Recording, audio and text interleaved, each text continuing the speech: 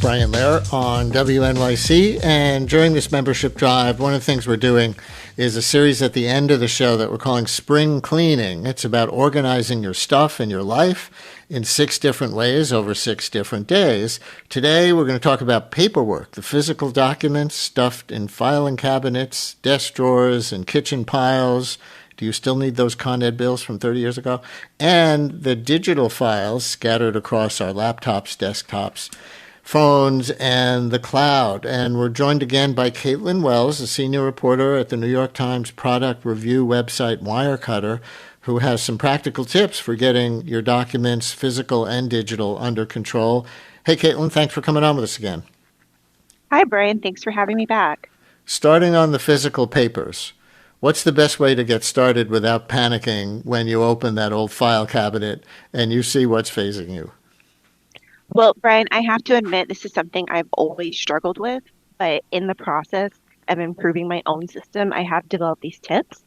And when it comes to getting started with organizing your paper documents, first you just need to pull out that pile of stuff, get a couple of pens and sticky notes and maybe a label maker, and go to town. You really only need about 15 minutes to get started, but don't be surprised if you really get into it and you find yourself spending an hour or two on the weekend to make sure your organization system is top notch. On the flip side, what are the documents that people should absolutely keep, as opposed to the ones that you can definitely put in the shredder or the recycling bin? What you definitely want to keep is a category that I like to call archivable.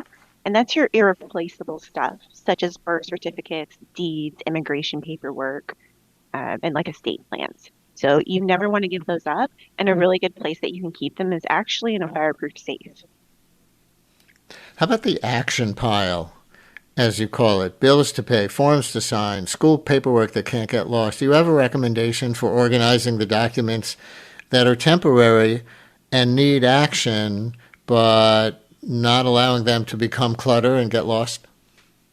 Yeah, so items like that, even your household documents like vehicle registrations and insurance forms, you want to keep those in a filing system, such as hanging file folders or a storage bin. And from there, you can divide them into 3-ring binders or just individual folders and label them so they're easy to access and in a place that you can approach when you need to throughout the day or week to access those files. All right. A lot of our clutter now obviously lives on computers and phones and in the cloud rather than in our cabinets. Let me ask you about one specifically, organizing photos specifically. I know so many people who deal with this, tens of thousands of images sitting on our phones. It used to be, we would get the digital prints and put the ones we like in a photo album. Now they can get lost by being there. So what's your advice?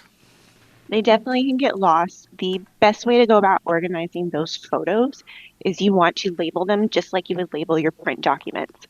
But for this, I like to use the ISO standard, which means I'm labeling everything by the date.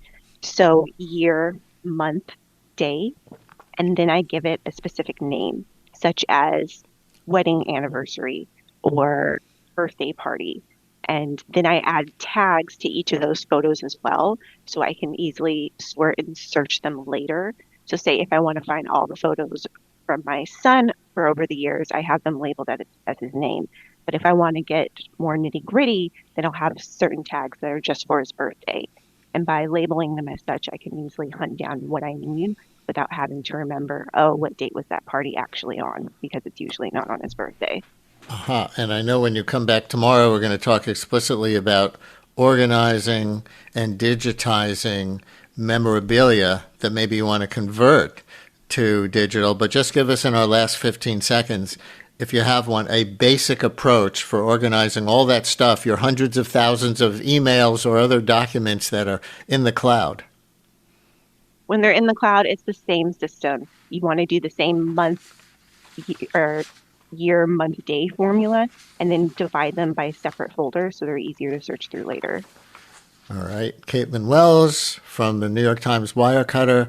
To be continued tomorrow around the same time. Thanks. Thank you.